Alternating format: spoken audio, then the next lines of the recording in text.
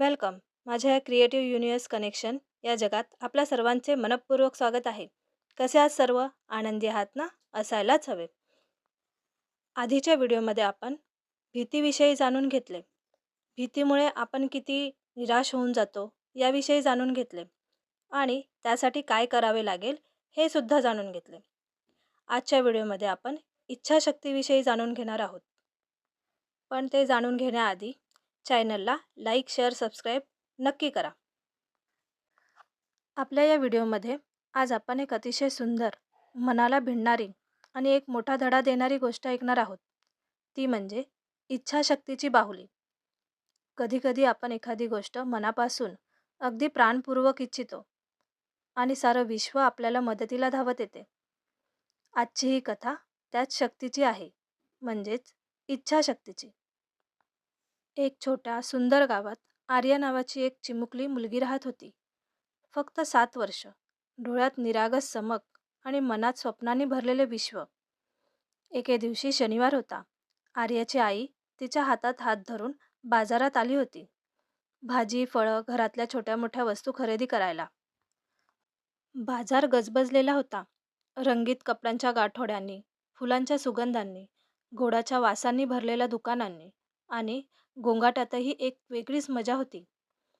आर्या आईच्या हातातून हात सरकवत इकडे तिकडे बघत होती. सगळं तिला नवीन, सुंदर आणि आकर्षक वाटत होतं. आणि अचानक एका खेळण्याच्या ठिकाणी दुकानावरती तिची नजर जाऊन थांबली.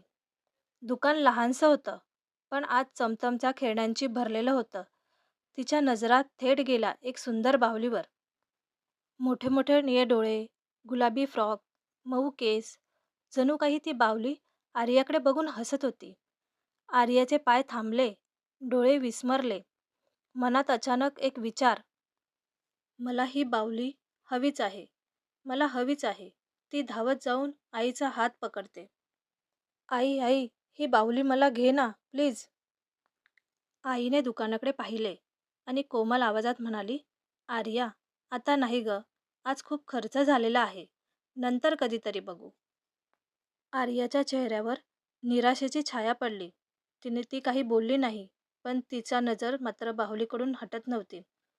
आईने तिला घेऊन तिथून पुढे जायला सुरुवात केली, पण आर्या मागे मागे वळून पाहत होती. पुन्हा पुन्हा त्या बाहुलीकडे पाहत होती. जणू काही तिचं मन तिथे अडकून पडलं होतं. आर्याच्या मनातले विचार थांबतच नव्हते. त्या दिवशी घरी आल्यावरही आर्या शांत नव्हती. आई जेवण बनवत होती, बाबा पेपर वाचत होते, पण आर्याच्या मनात फक्त एकच गोष्ट होती, ती बाहुली. फक्त आणि फक्त ती बाहुली. ती आईजवळ येत, बाबांजवळ येत, पण प्रत्येक वाक्याच्या शेवटी एकच प्रश्न, आई, ती बाहुली कधी घेणार? बाबा, आपण उद्या घेऊ ना, मला ती बाहुली खूप आवडली आहे. आई म्हणायची, आर्या, नंतर घेऊ, आता शक्य नाही. परंतु मुलांचं मन नाजूक असतं. नकारांचा अर्थ त्यांना समजत नाही. त्यांना फक्त इच्छा दिसते. रात्री झोपताना देखील ती बाहुली तिच्या डोळ्यासमोरच दिसत होती. आर्याने डोळे मिटले आणि झोपताना स्वतःच्या मनाशी हळू म्हणाली, मला ती बाहुली मिळणार, मिळणार म्हणजे मिळणारच.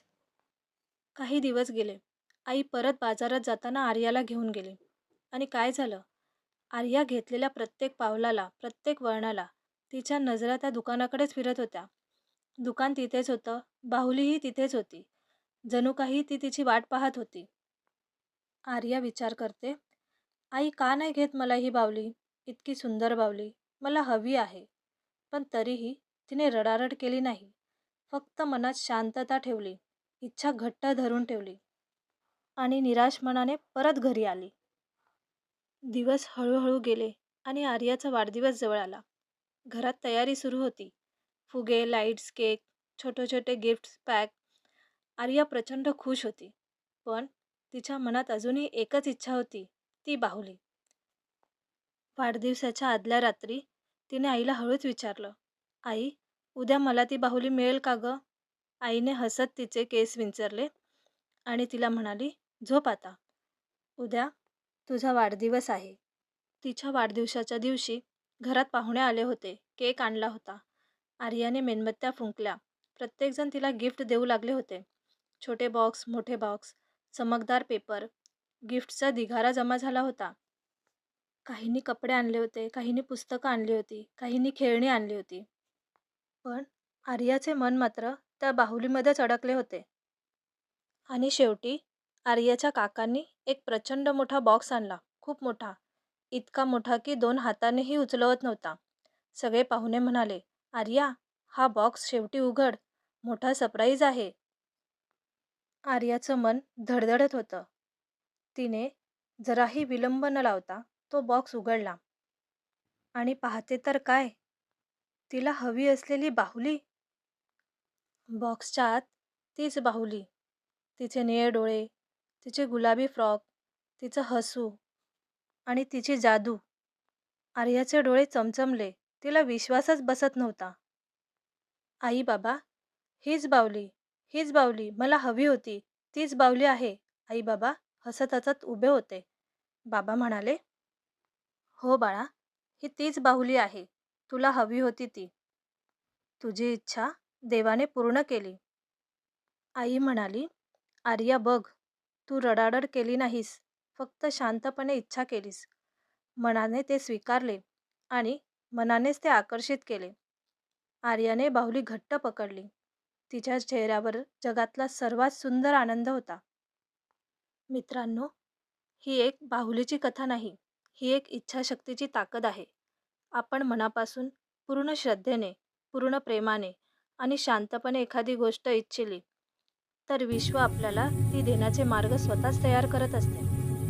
आर्याने हट्ट नाही केला, रडली नाही. तिने विश्वास ठेवला आणि त्या विश्वासानेच तिची इच्छा वास्तवात उतरली. कधी-कधी आपल्या जीवनात देखील आपल्याला काही गोष्टी हव्या असतात. नोकरी, यश, प्रेम, संधी.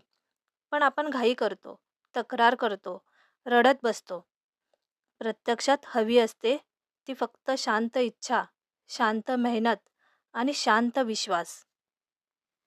ही कथा आपल्याला दाखवून देते, इच्छा जर प्रबळ असेल तर मार्ग आपोआप तयार होतो. मला खात्री आहे, आजची इच्छाशक्तीची बाहुली ही कथा तुमच्या मनाला नक्कीच भिडली असेल. जर आवडली असेल तर लाईक, शेअर, सबस्क्राईब नक्की करा. अशाच आणखीन सुंदर अर्थपूर्ण कथांसाठी आपण पुन्हा भेटूया. तुमची कमेंट हीच माझी ऊर्जा. Thank you universe. Thank you.